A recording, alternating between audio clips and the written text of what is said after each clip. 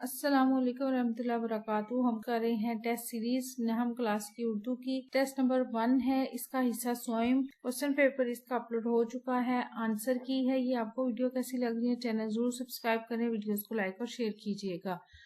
سوال نمبر 3 ہے، درجہ ذیل عبارت میں سے کسی ایک عبارت کی تشریح کریں۔ پہلا سبق کیونکہ سلیبس میں ٹیسٹ 1 کے سلیبس میں ہے تو پہلے سبق کے ہی دونوں شامل میں نے کیے ہیں، 2 پیراگراف۔ پہلا یہ ہے اخلاق کا ایک دقیق نقطہ، یہ ہے یہ والا، اس کی ریڈنگ ہم پہلے کر چکے ہیں۔ آنسر کی طرف چلتے ہیں۔ سبق کا نام لکھیں گے، پیراگراف کے بعد سبق کا نام لکھیں گے، سیرت سرور عالم صلی اللہ علیہ وسلم، مصنف کا نام شبلی نعمانی۔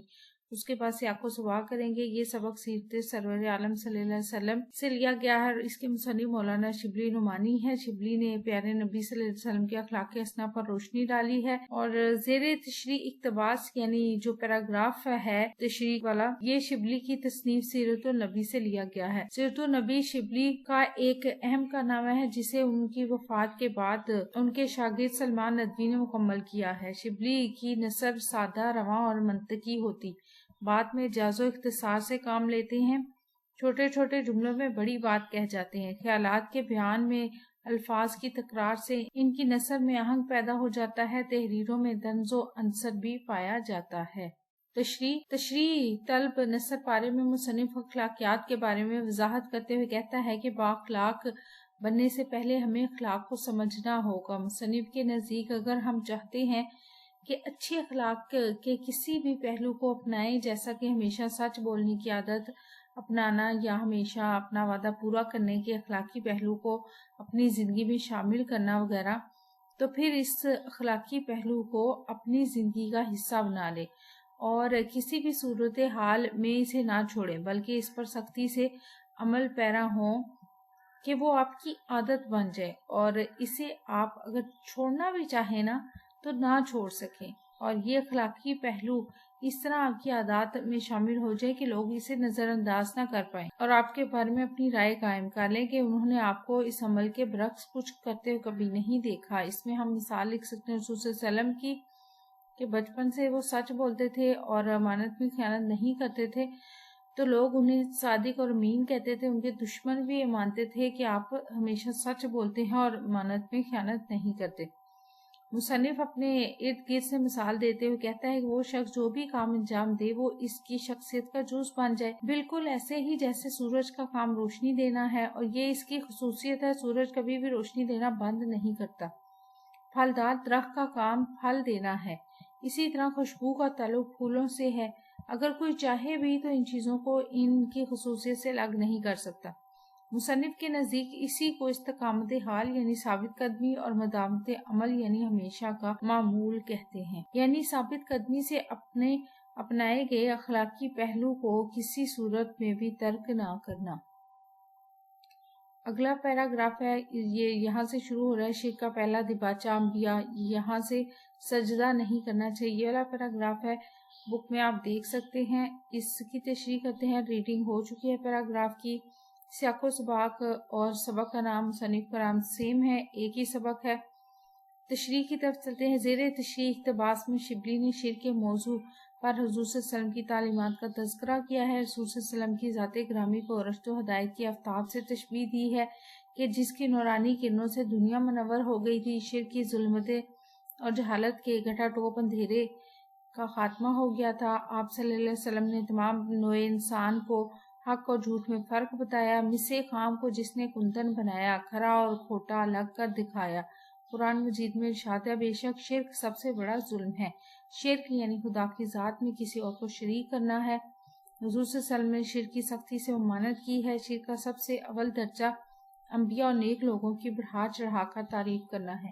آپ صلی اللہ علیہ وسلم نے خود اپنی تعریف کرنے سے منع فرمایا، جس کا حوالہ یہ ہے کہ آپ صلی اللہ علیہ وسلم نے خود فرمایا کہ میری اس قدر بڑھا چڑھا کر تعریف نہ کیا کرو جس طرح حضرت عیسیٰ علیہ السلام کی قوم ان کی تعظیم کیا کرتے۔ اس طرح آپ صلی اللہ علیہ وسلم نے خدا کے سوا کسی اور کو سجدہ کرنے سے منع فرمایا۔ الغرض آپ صلی اللہ علیہ وسلم کی حدیث مبارکہ ہے کہ اللہ تعالیٰ فرماتا ہے، عزت میری ازار ہے اور کبریائی میری ردا ہے۔ کون ہے جو اس عزت و کبریا میں میرا شریک ہو سکتا ہے؟ جو ایسا کرے گا میں اسے عذاب دوں گا۔ آپ صلی اللہ علیہ وسلم نے خود اپنے آپ کو سجدہ کرنے کی ممانعت کی ہے، یعنی منع کیا ہے۔ ایک بار حضرت قیس بن سعد رضی اللہ تعالیٰ عنہ کسی حکمران کو سجدہ ہوتے دیکھا تو آپ صلی اللہ علیہ وسلم سے عرض کی کہ آپ صلی اللہ علیہ وسلم کو سجدہ کیا جائے، کیونکہ آپ صلی اللہ علیہ وسلم اس کے زیادہ حقدار ہیں۔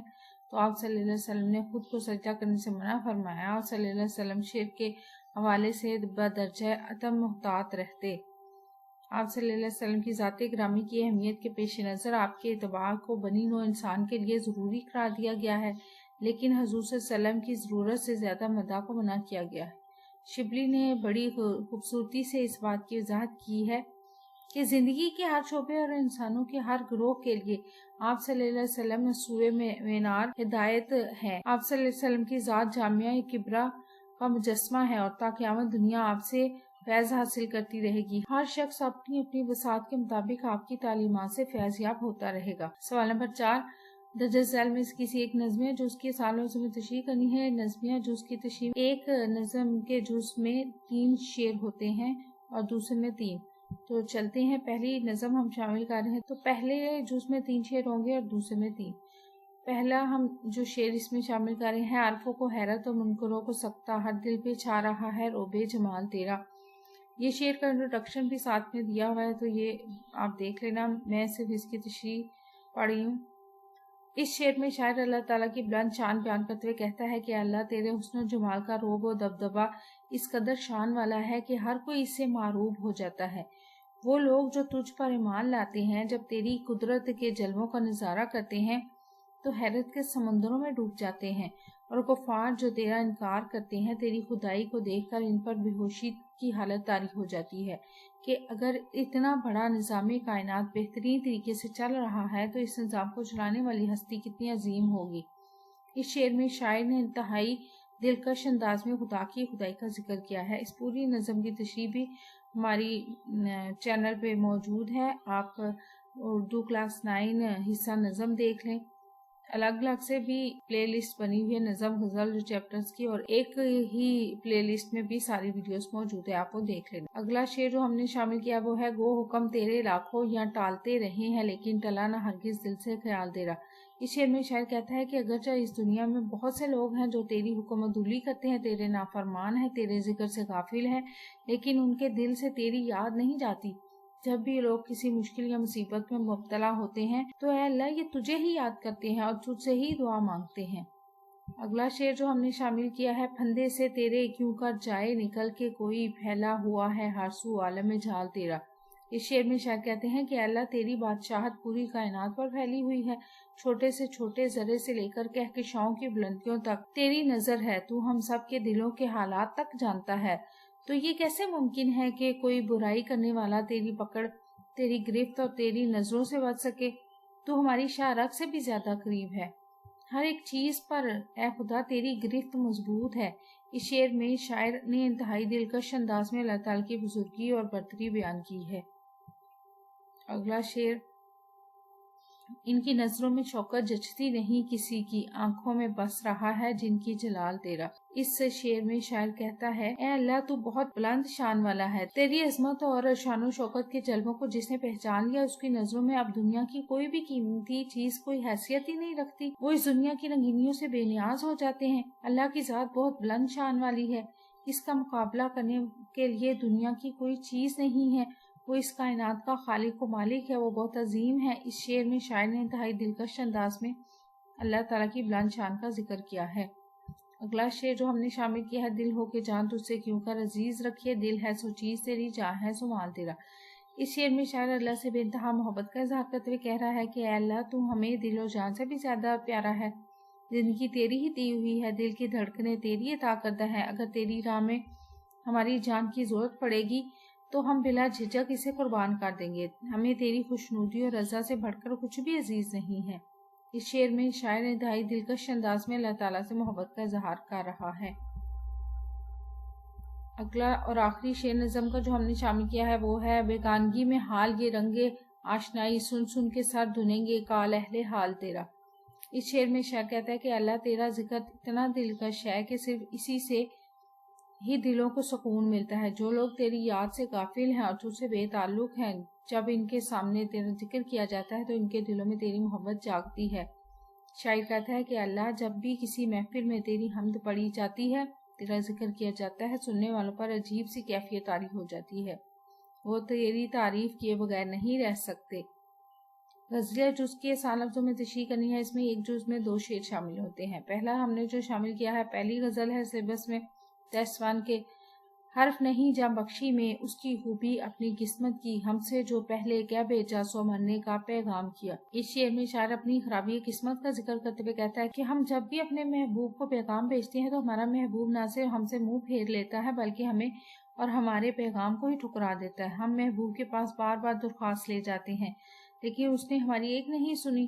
میر تقی میر کہتے ہیں کہ جب مجھے اس بات سے کوئی فرق نہیں پڑتا کہ میری درخواست نہیں سنی گی، میں بار بار وہاں جاتا رہوں گا۔ مماثل شعر اس میں آپ شامل کر سکتے ہیں۔ بار بار اس کے در پہ جاتا ہوں، حالت اب اضطراب کی سی ہے۔ شاعر طنزیہ انداز اختیار کرتے ہوئے کہتا ہے کہ یہ ہماری قسمت کی خرابی ہے کہ ہمارا محبوب ہماری گزارش سننے سے پہلے ہی انکار کر کے اپنا فیصلہ سنا دیتا ہے اور ہمیں رحم کی اپیل کا حق بھی نہیں دے رہا۔ شاعر مایوس ہوتے ہوئے کہتا ہے کہ ہم تو وہ ہیں کہ جن کو دعا مانگنے سے پہلے ہی دعا کے قبول نہ ہونے کا یقین ہوتا ہے۔ جب اپنی ہی قسمت خراب ہو تو انسان دوسروں سے کیا گلہ شکوہ کرے، کیونکہ جب قسمت ہی خراب ہو تو کام تو پھر کسی صورت نہیں ہو سکتا، بلکہ کام ہونے سے پہلے ہی اس میں رکاوٹیں حائل ہونا شروع ہو جاتی ہیں۔ ماصل شعر ہے، یہ نہ تھی ہماری قسمت کے وسالے یار ہوتا، اگر اور جیتے رہتے یہی انتظار ہوتا۔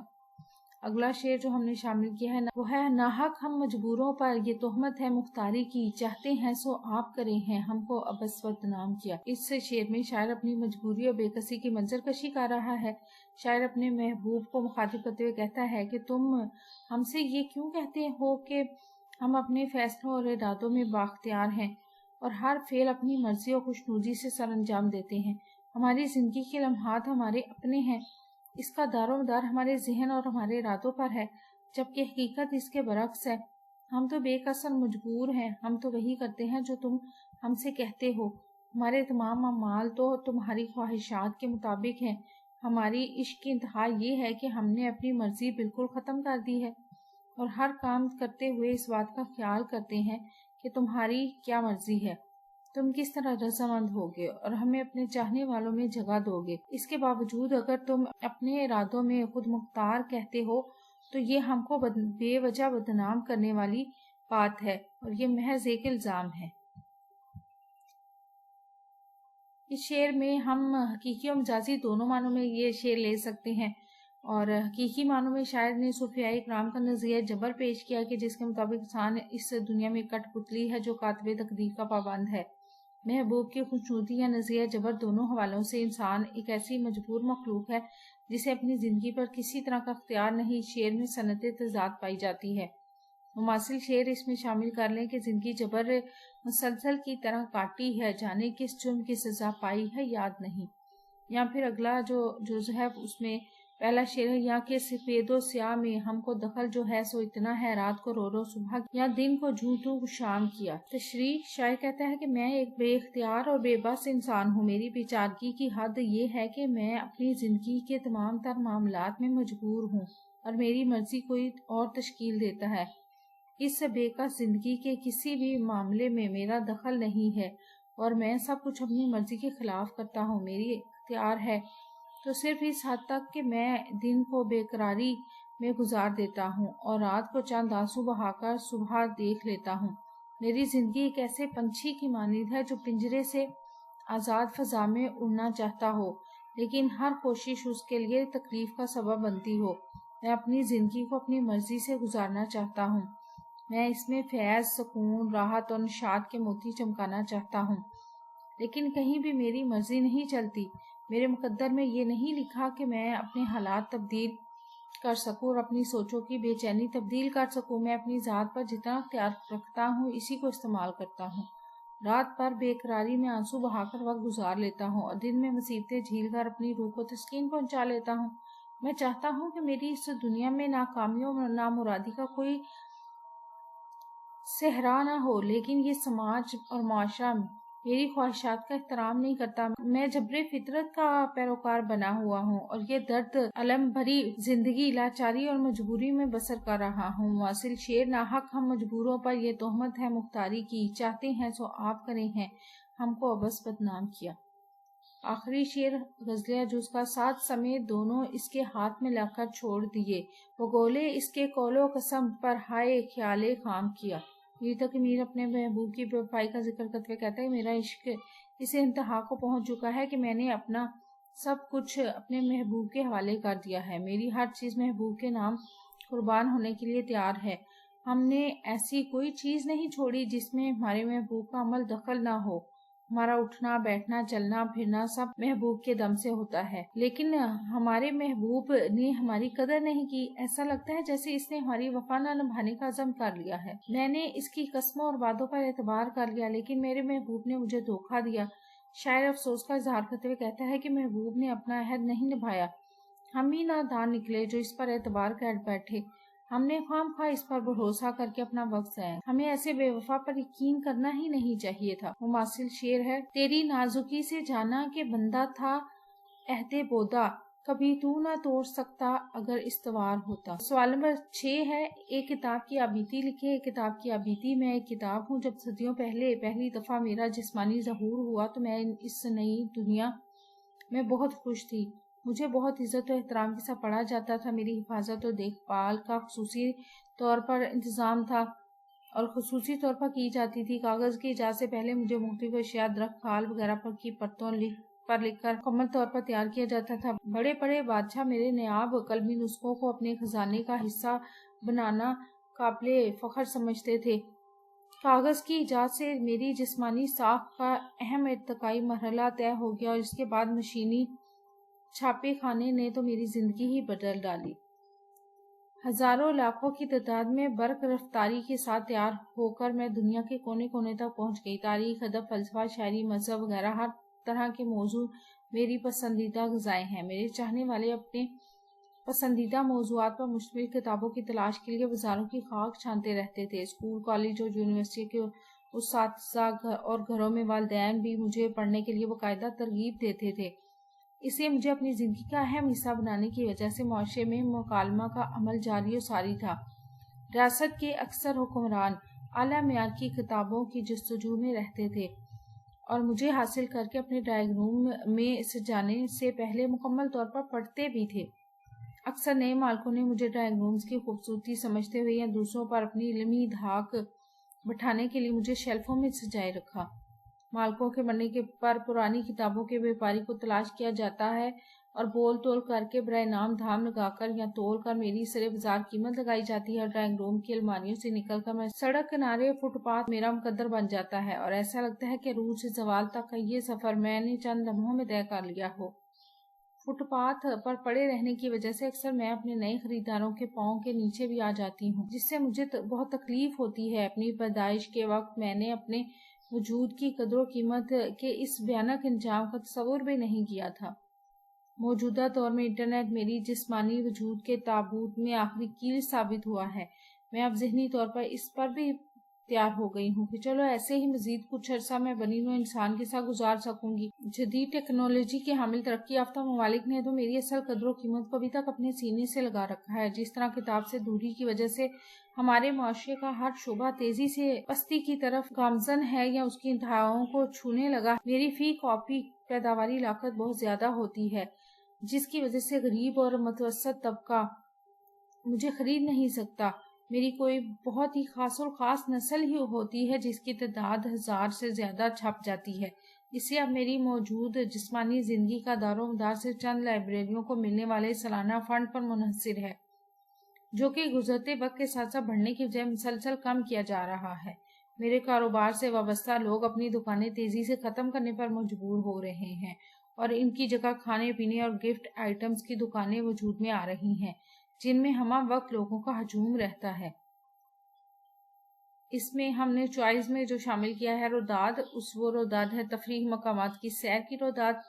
انسان جب زندگی کے سفر میں مختلف قسم کی مصروفیات میں الجھ کر تھک جاتا ہے تو پھر اس کے دل میں کسی ایسے سفر اور تفریحی مقامات کی سیر کرنے کی آرزو مچلنے لگتی ہے۔ जहां वो कुछ दिनों के लिए सुकून की सांस ले सके। हमारे साथ भी यही कुछ हुआ है कि रोज रोज की मसरूफियात से तंग आए तो किसी तफरीह मकाम पर जाकर सुकून का सांस लेने का सोचा। अभी प्रोग्राम बनाने का सोच ही रहे थे कि इतने में हमारे मेहरबान दोस्त गुलाम हुसैन का फोन आया। कहने लगे, क्या ख्याल है वादिया कागान और दीगर शुमारी इलाका जात की सैर न की जाए? अंधा क्या चाहे दो आंखें। हमने फौरन हाँ कर दी और अगले दिन एबटाबाद, कागान, नारान, गलगीत और हुंजा जाने का प्रोग्राम बनाया। अगले दिन हम पेशावर से बारास्ता एबटाबाद, नारान के लिए रवाना हुए। रास्ते में दोस्तों के दरमियान नोक झोंक और मजाहिया गुफ्तगू करते रहे। वादिया कागान के कुदरती हुस्न ने हमें कुछ ऐसा मशहूर कर दिया कि 8-9 घंटे का सफर पलक झपकते ही गुजर गया और हम नारान पहुंच गए। वहाँ ऐसे महसूस हुआ जैसे सारा पाकिस्तान उमड़ आया हो। काफी रश था। हमने नारान के एक पुरसुकून होटल में पड़ाव डाला, खाना खाया तो रास्ते की थकावट ने सर उठाया और हमें जल्दी सोने पर उकसाया। अगले दिन सुबह 9 बजे हम गलगीत रवाना हो गए। दरिया कन्हार के किनारे बल खाती हुई सड़क पर 70 किलोमीटर के सफर के बाद हम बाबूसा टॉप पहुंचे, जहां बर्फ पोश पहाड़ी चोटियों ने हमारा इस्तकबाल किया। उस वक्त हल्की हल्की बारिश हो रही थी। यूं महसूस हो रहा था जैसे हम जन्नत अर्जी के किसी ऊंचे मकाम पर खड़े कुदरती हुस्न का नजारा कर रहे हैं। वहाँ थोड़ी देर सुस्ताने के बाद फिर आज़मी सफर हुए।